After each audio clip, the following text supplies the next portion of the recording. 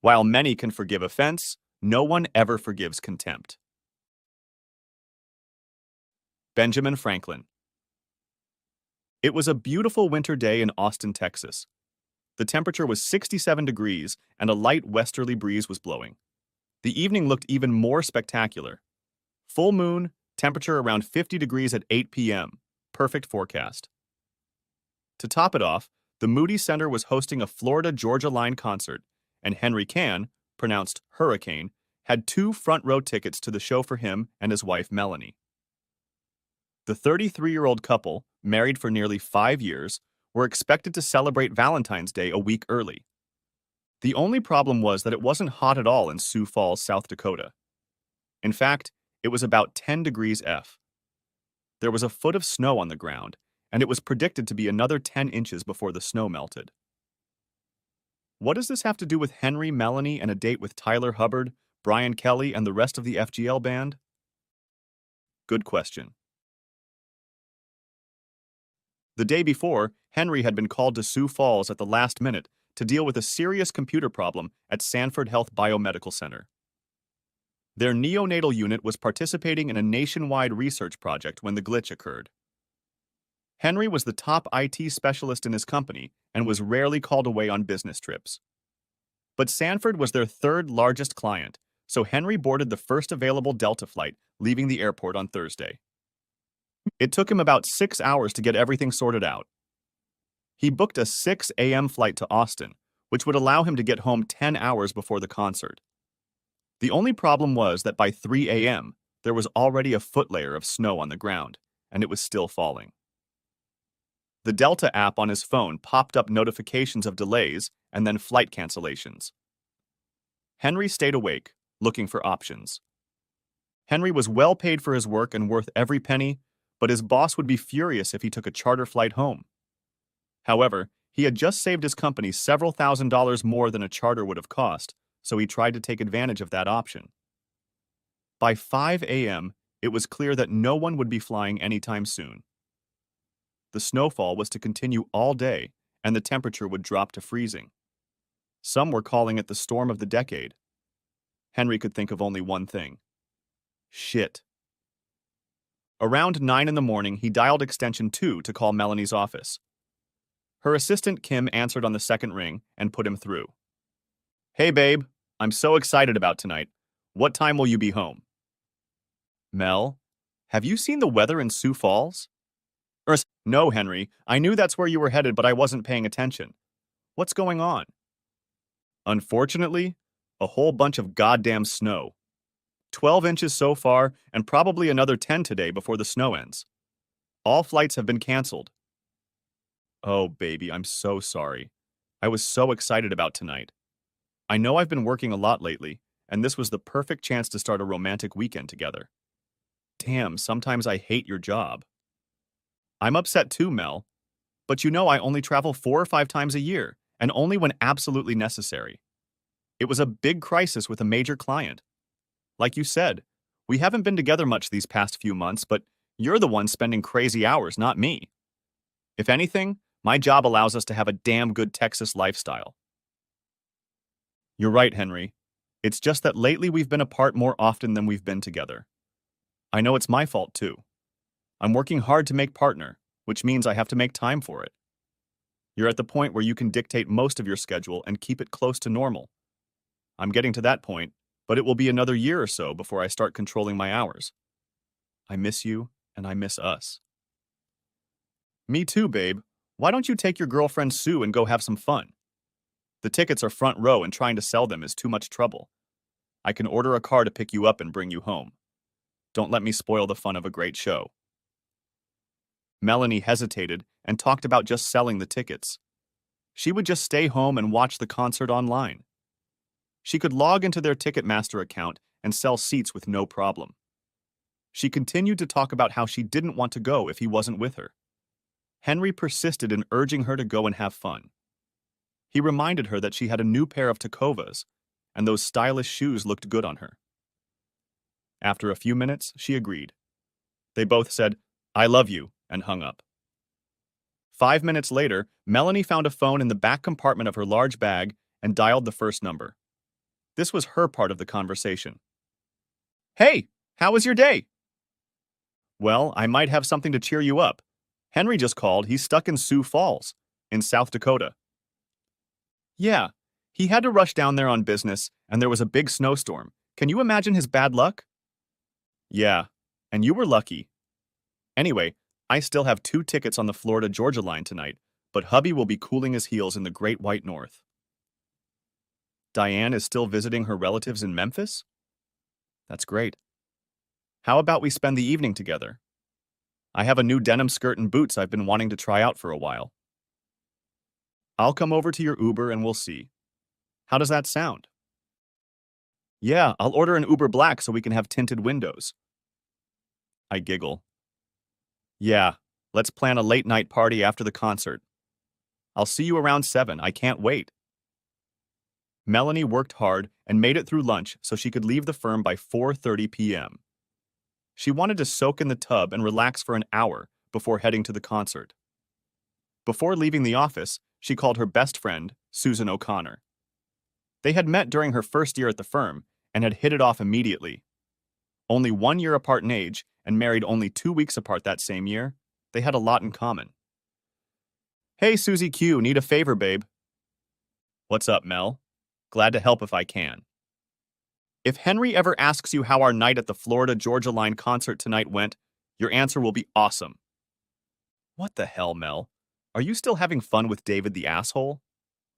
Mel giggled. Yeah, I just can't get away from him. I know his partners call him that because he can be an asshole, but let me tell you, that nickname has another good reason, girl. Sue was not amused by this. Mel, Henry is a wonderful man, and you two together make a wonderful couple. This is the moment when you start thinking about kids and raising a family together. You're not in college anymore, sis. Why are you spreading your legs for this player? You're jeopardizing everything for fun. Mel sighed. Her friend was loyal, but also held more conservative views on fidelity. I know, Sue. Henry is a great guy, and I never plan on losing him. David is wild and fun. We're both happily married, but we just have a spark that rocks our worlds. Mel, you really need to think a little deeper before you open your mouth. If you were happily married, you wouldn't be slutting around with your boss on this side. Nor would he be entertaining one of his female employees if he was happy. What part of the marriage vows did you not understand? Renouncing all the others is pretty easy. Mel was beginning to tire of her friend's lectures. Sue, will you cover for me or not if Henry ever asks? I won't offer any information or ever bring it up, but if he asks me, I'll tell him I was with you. Where are we sitting? Front row, right in the center. Thank you, Susie Q. You're the best. Next weekend we're spending the day at the spa. I'd love that. So Henry bought great tickets, and now you're going to use his gift to cheat on him with David, Sue thought to herself. Out of her mouth came, okay, bye. Mel hurried home and began to get ready for her date. She had a couple of glasses of her favorite Pinot Grigio, shaved her legs in a bubble bath, and then got dressed. She was wearing a white lace bra so she could undo a couple of the top buttons on her white blouse. Her skirt was pulled up about 6 inches above her knees, showing off her strong legs. The boots were dark gray and matched the vest. They had been a Christmas present from Henry. It was the first time she'd worn them, but she was so excited that the irony didn't catch on. She looked in the mirror and was pleased with what she saw. She figured she'd crush a few people this evening, but she was only interested in one. She had another glass of wine, after which she ordered an Uber. When it pulled up, she asked for one stop on her way to the concert. The driver happily agreed. More money in his pocket was fine with him. The car pulled up to a gated apartment complex. Melanie gave him the code to enter. They drove 2 blocks and pulled over to the curb. Just then, David Miller, Melanie's boss, jumped out of his condominium and jumped into the back seat, greeting his companion with an enthusiastic and passionate kiss. Good God, you smell and look beautiful, Mel. I think we should skip the concert and head straight to your house. Melanie welcomed his kiss, opening her mouth and accepting it with a purr. Calm down, big boy. There will still be time for that. It's going to be a great show. The Uber driver remained silent, but noticed the wedding ring and diamond on her left hand as she kissed and caressed her lover.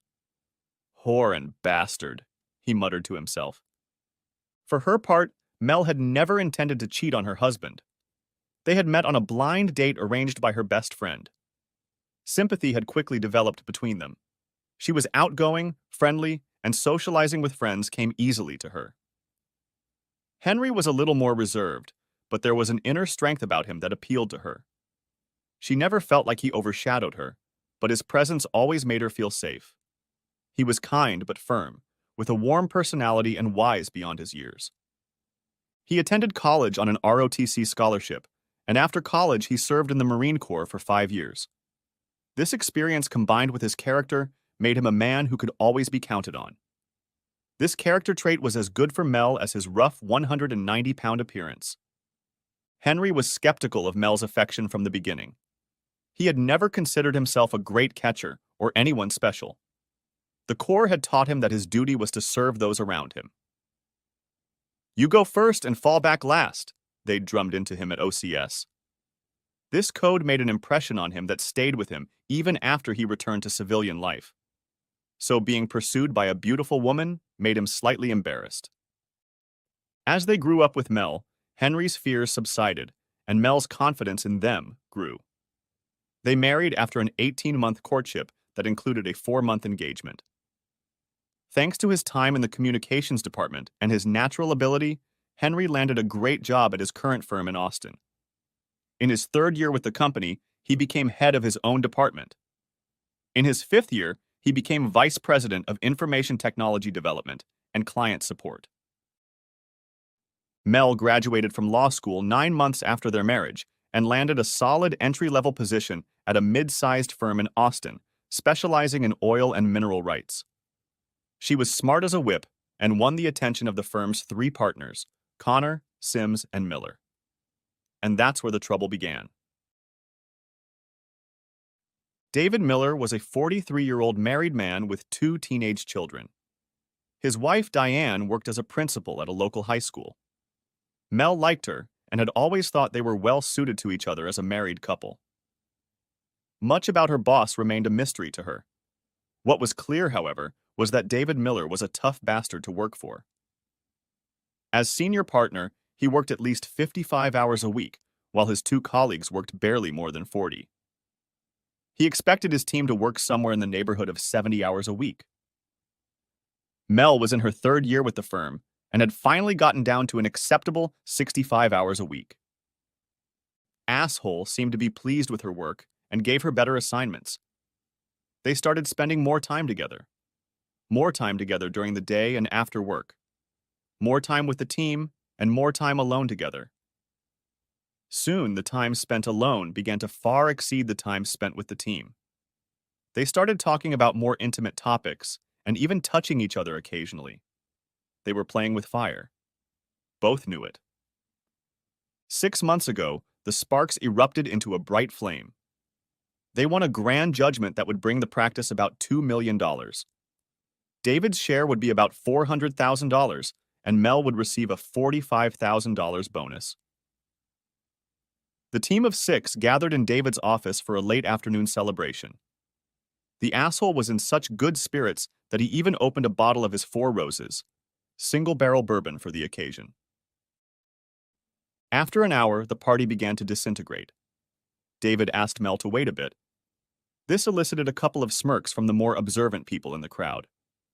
David escorted the last person out and quietly closed the door. He turned around when Mel, leaning against his desk, was already undoing her buttons. David paced the floor like a man possessed. David wasn't as big and strong as Henry, but he was more commanding. He was the kind of man who knew what he wanted and went after it. He'd wanted Mel since he'd first gotten to know her intimately about 2 years ago, and now it was working out for them. "No, David, I don't think this is a one-time thing. I feel a connection with you that I don't want to resist. We're both married, and we want to stay that way. But I hope you and I will have moments like this day every now and then." "It makes me happy to hear you say that, Mel. Yes, we both want to stay married, but I also want us to have more moments like this one." That was 6 months ago, and now Mel and David were walking hand in hand into the concert arena. They hid their infidelities well, but were still diligent about seeing each other at least twice a month. Tonight, if they were worried about being seen, they didn't show it in any way. They weren't overly affectionate, but even a casual observer could tell this was a date between two people who were drawn to each other. Back in Sioux Falls, a frustrated Henry decided to broadcast the concert live. If I can't be with her, maybe I can see her when they pan the crowd, he thought to himself. After warming up, the band FGL took the stage, playing 4 fast and loud songs. The camera didn't look at the audience too much until the 5th song, which finally went slow. Cruz's love song was performed when the cameras started filming couples in the audience. Henry almost went to the bathroom when the song started, but remembered it was Mel's favorite song and stayed. 30 seconds later, his world crumbled and his marriage fell apart. The camera stopped on a couple in the front row, right where Henry had bought his tickets. The man and woman were hugging, slow dancing, and kissing deeply, clearly oblivious to the fact that they were being shown on the big screen. In the new boots Henry had given her for Christmas, Mel was unrecognizable, and although he didn't know him well, there was no doubt that this was David Miller, embracing and passionately kissing his wife. Henry sank to the floor, at a loss for words. The agony of betrayal came over him like a punch to the gut. He was dazed, dizzy, and struggling to breathe. The camera moved to the other 3 couples, but then back to Mel and David again. This time, Mel broke the kiss, looked up and saw them on the screen. The look of panic on her face was impossible to hide. She buried her face in David's chest, pulling his head against her so he wouldn't look up. For 15 minutes, Henry sat on the floor, tears streaming from his eyes. He alternately asked himself questions like, "Why Mel?" and snapped into anger. "Screw you, Mel, and I'm definitely going with you, David Miller." As he began to come to his senses, he realized he had to act, and act fast. The Corps had taught him that if you sit still and do nothing, you can die. If you move and give the enemy a fight, you have a chance. He sprang into action. Henry called his good friend and attorney, Michael Lipscomb.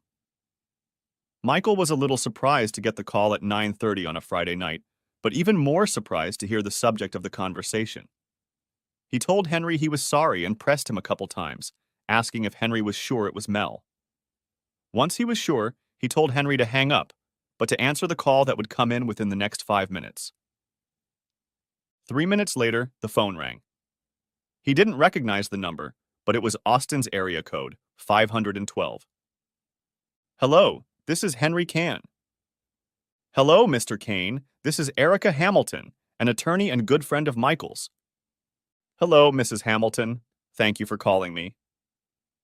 "Call me Erica and I'll call you Henry," Erica replied. Henry was about to say something, but she continued. "I apologize for being so short with you, Henry, but time is of the essence. Your wife is at the concert with another man, and you witnessed their intimacy on the live broadcast. Is that correct?" "Yes." "Okay. Where were they sitting and what were they wearing as far as you can tell?" Henry answered as quickly and succinctly as possible. "When we hang up, send me the latest and greatest picture of your wife. I have a private detective on his way to the concert right now. He'll be there in 10 minutes, and he's going to follow them all night, and if need be, all weekend. We need to gather as much evidence as possible, as quickly as possible." "Okay, thanks." "Henry, can you come up with an excuse to stay in Sioux Falls a couple more days? I want our evidence to be irrefutable, and one night at the concert won't be enough for us. If you can stay in the snow or do some other work for your client, we'll have a better chance of catching him with his pants down. Please pardon my candor." "Yes, I can arrange that," replied Henry. "Good, Henry. Send me the picture as soon as possible and sit tight. I'll call you back no later than noon tomorrow and give you the latest news. Call your wife in the morning at a reasonable time and let her know you will be delayed until at least Monday evening. I assume your employer won't mind." "Yes, I'm a senior vice president, so I have a flexible schedule. I have some more work to do with a client on Monday." "Great, I'm sorry, I have to run. We'll talk tomorrow." Henry was grateful for the conversation and quick action. He was still dizzy and had no idea how it would end, but this woman was clearly good. He got very little sleep that night, and by the way, he never listened to FGL again. By 5:30 in the morning, Henry had given up trying to sleep. He got up and looked outside. The snow had gotten fainter, but was still falling. He turned on the local radio station. A total of 22 inches had fallen in the last 36 hours. A record high for Sioux Falls. Obviously, nothing much would happen for the rest of the day, or even the next day. Henry started taking notes. He didn't like to cheat. Whether it was the first or the 100th time, it didn't matter. Trust broken between loved ones was something he wouldn't tolerate. And if cheating wasn't bad enough, the contempt they both showed him was simply prohibitive. They slow danced and kissed in a very public place in his town. Even if they were only seen by one or two acquaintances, word of mouth would spread. Did you hear that Melanie Canna is getting her husband drunk with her boss? There was no way he'd put up with that shit. He analyzed his actions as her husband over the past 5 years. He'd always been faithful, but not because women were busting down his door. He rarely looked at another woman.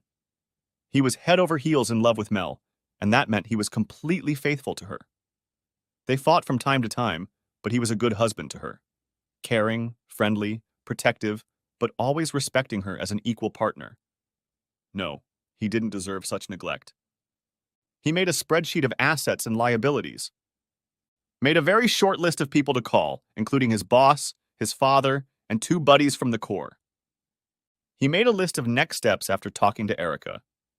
It was only 7 in the morning, so he put on his sweatpants and headed to the hotel fitness room, where he worked out hard until 9.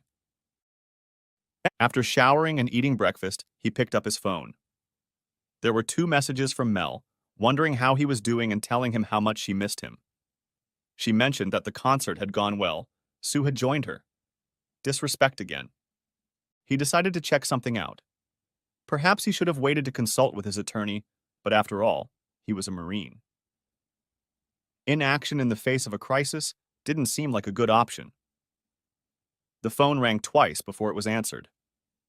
"Hi, Henry," Sue said. "I heard you were stuck in Sioux Falls. I saw the weather map. It looks terrible." "Hi, Sue. Yeah, it's just a whiteout here. Texas hasn't had this much snow in ages, not to mention it's only been snowing for 1 day. I'll be glad to get home." "What can I do for you, Henry?" Sue's voice sounded nervous. "Look, Sue, I was just wondering. How did you like the concert last night? I thought the opening song of the concert, 'This Is How We Roll,' was great. I watched it live from my hotel room." "Yes, Henry. It was a great show. I know Mel had fun, but I really missed you." "Thanks for saying that, Sue. Can I ask you one more question before I let you go?" "Sure." "I know you're a big FGL fan, so I'm wondering how the hell you could confuse 'This Is How We Roll' with 'Up Down,' which they opened last night with. How is that possible, Sue?" There was silence on the other end of the line, so Henry continued. "Sue, I know you're a friend of Mel's, but I also considered you a friend of Jim's. But now it seems you've picked a side and are willing to set aside our friendship so she can entertain her boss. I don't know what I did to deserve such disrespect for you and Jim, but your betrayal hurts me deeply." A huge lump rose in Sue's throat, and tears came to her eyes. It came to her that she had made the wrong choice in covering for Mel. No friend would ever ask a loved one to help them be dishonest and hurt others. "I'm sorry, Henry," she replied in almost a whisper. "How long has this been going on, Sue? How long has David Miller been entertaining my wife?" "About 6 months, Henry." Henry had been preparing himself for something like this, but hearing it for the first time, he was shocked. He had to fight to keep his composure. "Sue, does Jim know that you're lying for Mel and helping her betray her wedding vows to cheat on me?" Sue sighed. "Oh no, Henry. Jim doesn't know anything about that. He would be mortified and ashamed to know my part." "Okay, Sue. For now, I won't tell Jim about the part you played. It will all come out soon, and I'm sure he'll have questions that you'll have to answer.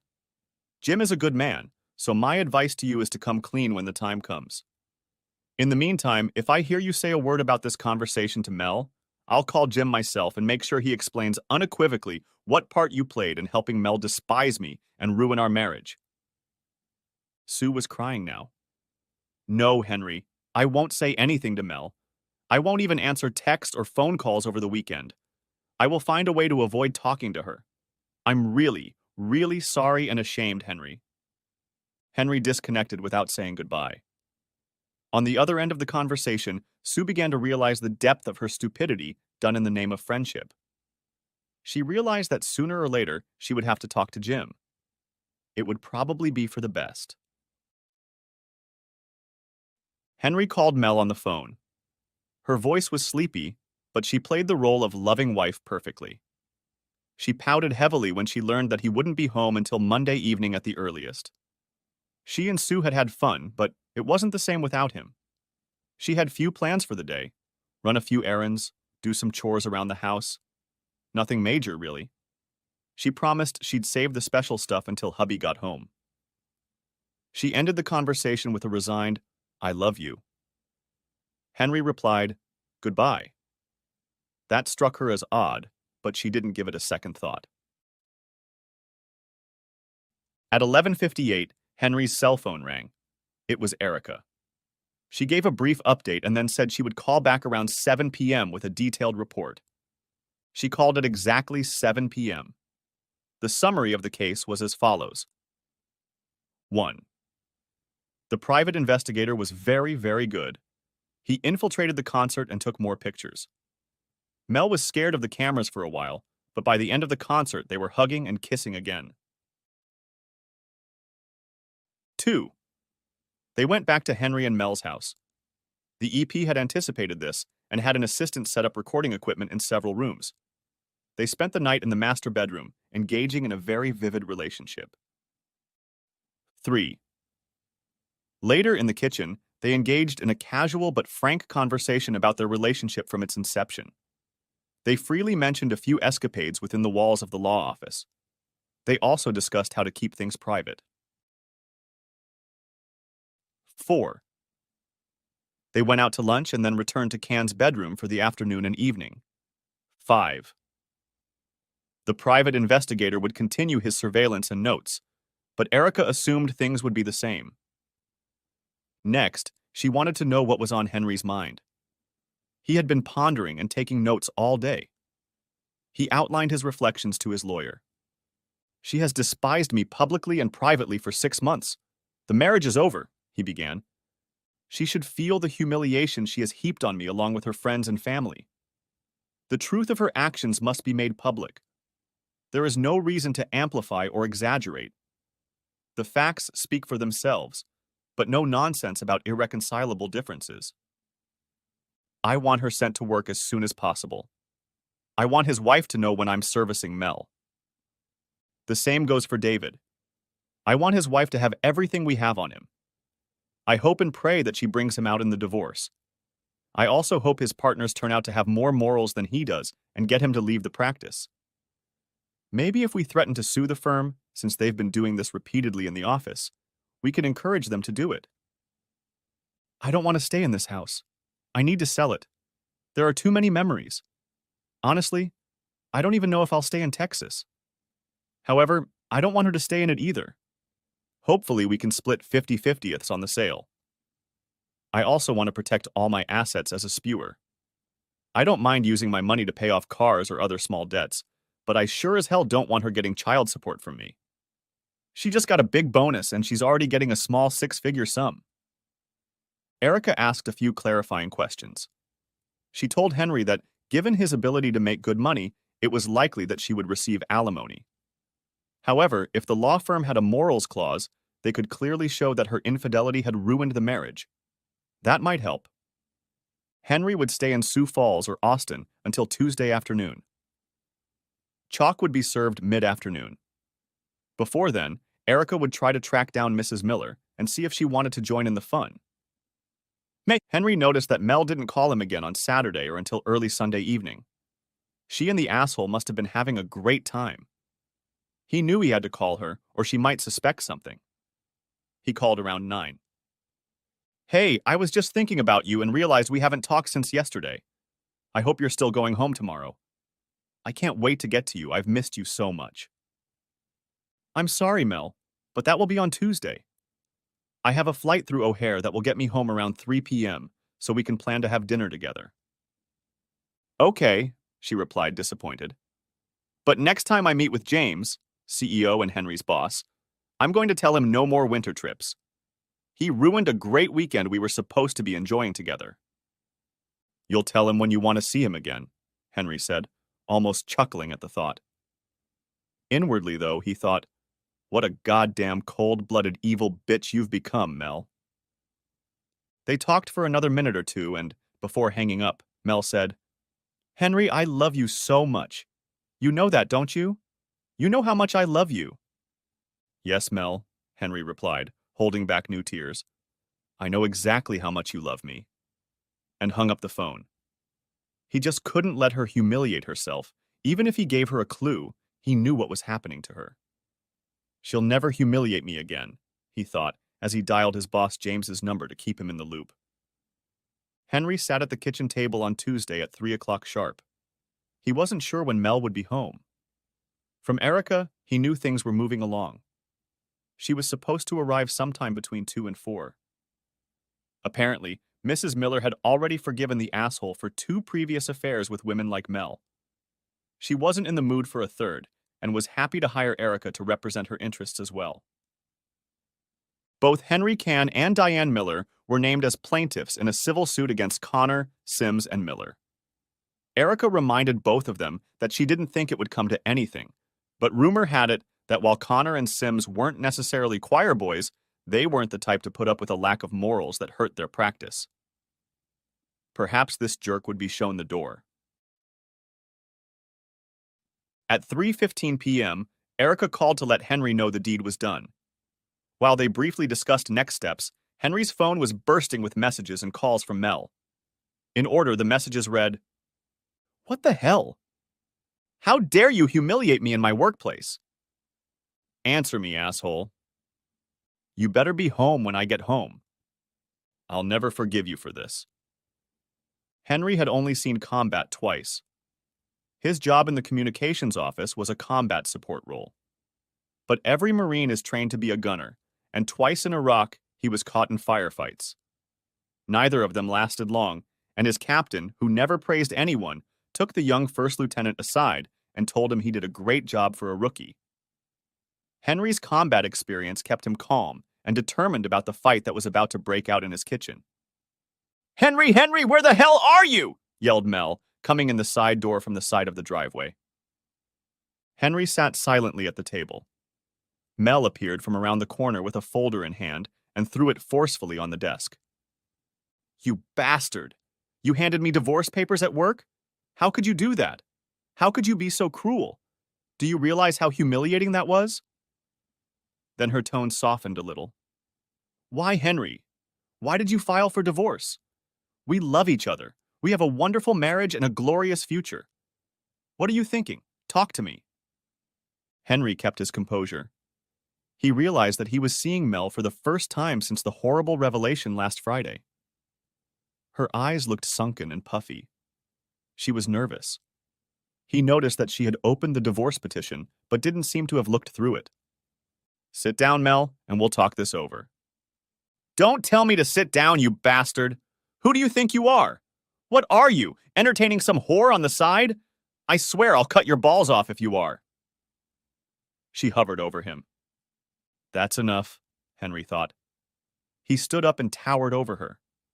Looking down with a calm but grim expression, he said again in a voice that demanded attention. Sit down, Mel. Now. She sat down. Mel, have you even looked at the file attached to the divorce petition? She shook her head from side to side, but didn't reach for the file. Let's look at what caused my world to come crashing down around me last Friday night. First off, here's a picture of you and David the asshole at the concert. No, not with Sue, as you lied to me, but with your boss. That's a lover's embrace and a kiss the two of you are enjoying. Mel jerked away from the table, as if the photograph was a snake preparing to strike. David, it's not. Quiet, Mel. This is my time to talk. You'll get your chance. The next item is a flash drive. I'm not going to put it in and play it. You can do that on your laptop later. But it is a recording of you and asshole doing it in our bed last Friday night, Saturday morning, Saturday night, and Sunday morning. The tape also includes the conversations you had right here at this table in our house, discussing past adventures and how to keep me and Mrs. Diane Miller in the dark for the future. By the way, I know your office isn't exactly next door to the asshole's office, so you may not have noticed that Mrs. Miller served him with divorce papers today. I don't know how he'll explain to his kids that this is the third time he's been caught with an employee, but that's not my problem. You knew you were number 3, right? Melanie flinched at this revelation. Apparently, she thought she was special, the only one he'd been with out of wedlock. Apparently, the prick was also a great liar, but then again, he was a lawyer. What did she expect? Okay, anyway, there are a few more pages here describing your betrayals as far back as Sue could remember. Apparently, she realized that covering your ass would cost her marriage to Jim, so she turned to state's evidence, using legal terms. Another way to put it is that she threw you under the bus and told you everything. All the nights she lied and said you were with her. Even the maiden weekend last November was a ruse to get you and your asshole to sneak off to South Padre. By the way, I wouldn't call Sue anytime soon. Jim has made it clear that the marriage is over if she speaks to you outside of his presence.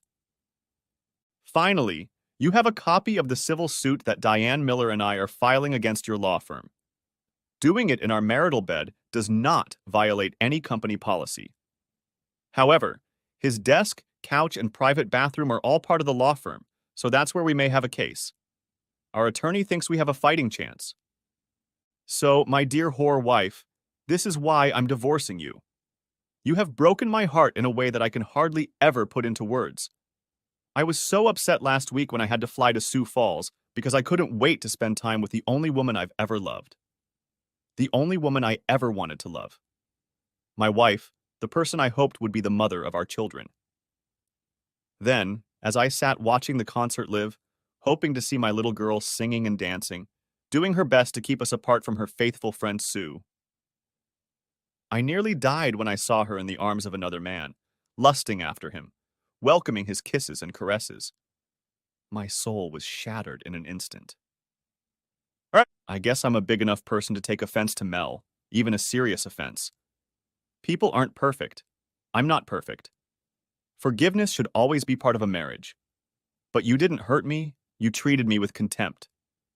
You deliberately humiliated me in public. I can't. I won't tolerate that.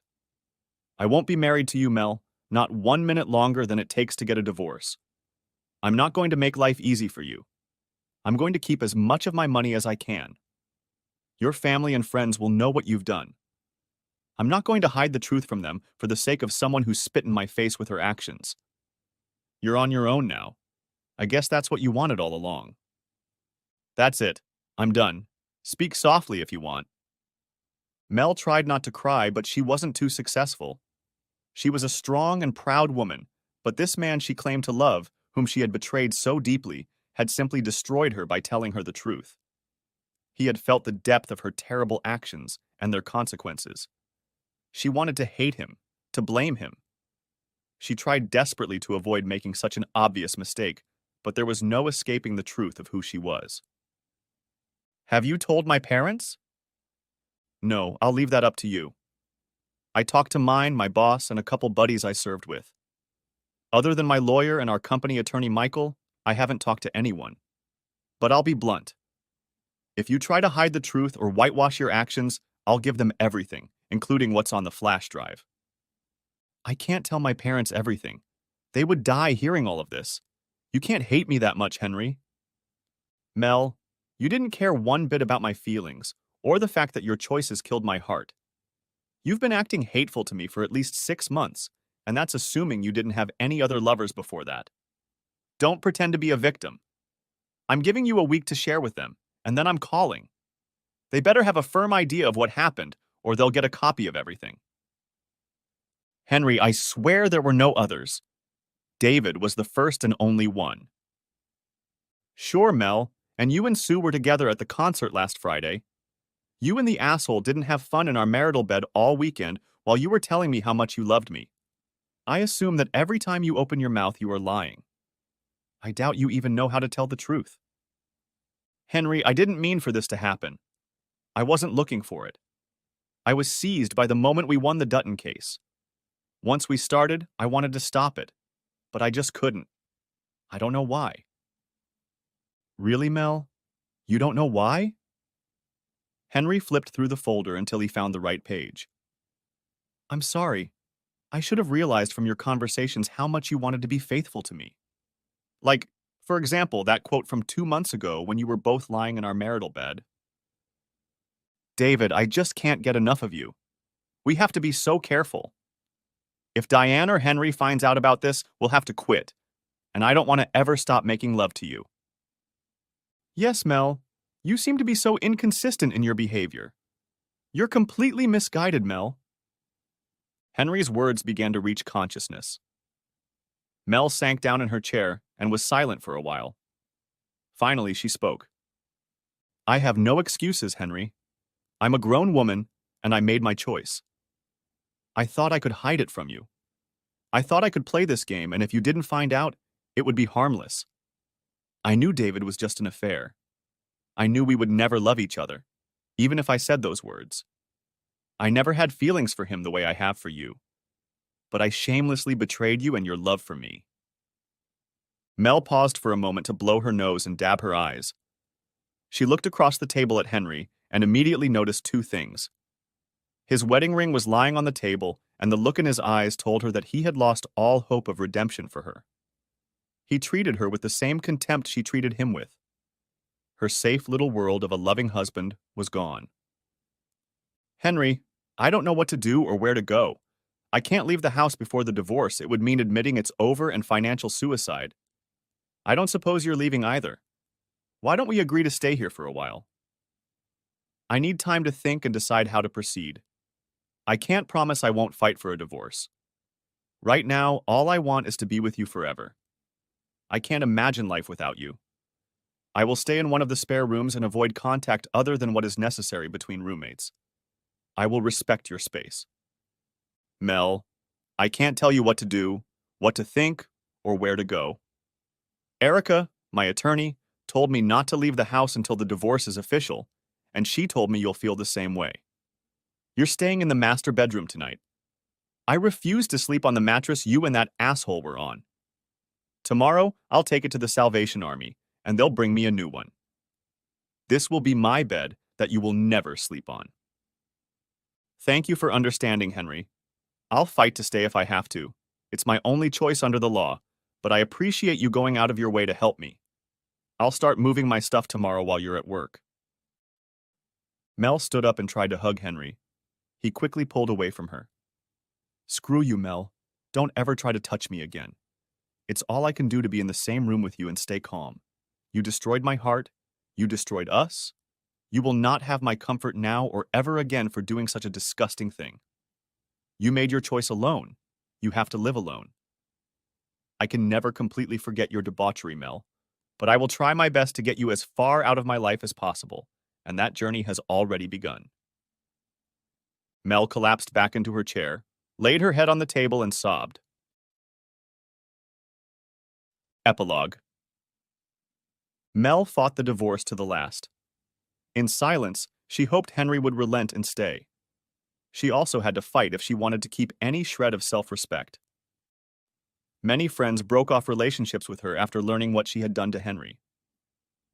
Mel asked the court to order counseling, proving that she was already in therapy, that she had nothing to do with David Miller, etc. However, representing herself in court is not a good idea, but Mel was worried about paying for an attorney, so she decided to give it a try. It slowed down the process for a while, but she never derailed it. Even Mel's parents begged her to let Henry go. They were outraged by her actions and sided with Henry, even trying to maintain a tenuous relationship with their daughter. It took 7 months, but the divorce was granted. The house and savings were split 50-50ths, but David didn't have to pay alimony. Miracles happen. Melanie left Connor, Sims, and Miller and went to work for a small firm in San Antonio. On the day of her departure, she was walking out the front door and turned to say goodbye to Henry. He closed the door in her face before she could speak. She rarely went on dates now, but on Friday nights she usually went home with a random guy just to have fun. Perhaps human companionship soothes her soul. Perhaps it reminds her of being a whore who abandoned a good man in a marriage. Turns out Connor and Sims do have souls, even if they are lawyers. They forced Miller out, and he moved to Houston a few months later, taking a job at a small law firm run by his cousin. Diane had ripped him off in the divorce, and the kids wouldn't speak to him. Henry and Diane's lawsuit was settled out of court for $250,000 for each of the plaintiffs. Erica was very happy with the outcome. David Miller began spending his evenings at the Oilers, a rundown bar in a bad part of town. One evening as he was leaving, a man approached him in the parking lot. He looked into Henry Canna's eyes. There were no security cameras in the neighborhood. Henry said, "Hey, asshole!" and then gave him a crushing blow with his fist to the man's face. "I wanted you to know who did this to you, David. I wanted you to look me in the eye and realize that it happened. If you report it, there are 12 retired Marines sitting in a bar in downtown Austin right now, most of them in combat vests, and they'll swear I was with them all evening. If by some chance I get arrested and charged with assaulting you, one or two of them will come back and finish what I started. You piece of shit." Charges were never filed. About a year after the divorce, Henry was walking out of a coffee shop in downtown Austin and looked up to see a beautiful woman about his age walking toward him. He held the door for her as she entered. "Thank you, kind sir," she said. "It's nice to see that cowboys still have manners." "You're welcome, Mom," Henry replied, and headed for his car. He was about to get into the car when he suddenly thought, "What the hell?" and turned around, walking back into the house. She was sitting facing the door and immediately looked up when he returned. He walked over to her table, held out his hand and said, "I'm sorry, but I just wanted to introduce myself. My name is Henry." She took his hand in greeting. "Nice to meet you, Henry. I'm Lori. Why don't you take a chair?" "Yes, this is Lori." The end. Thanks for watching. I hope you enjoyed it. So subscribe to my channel and watch the next video.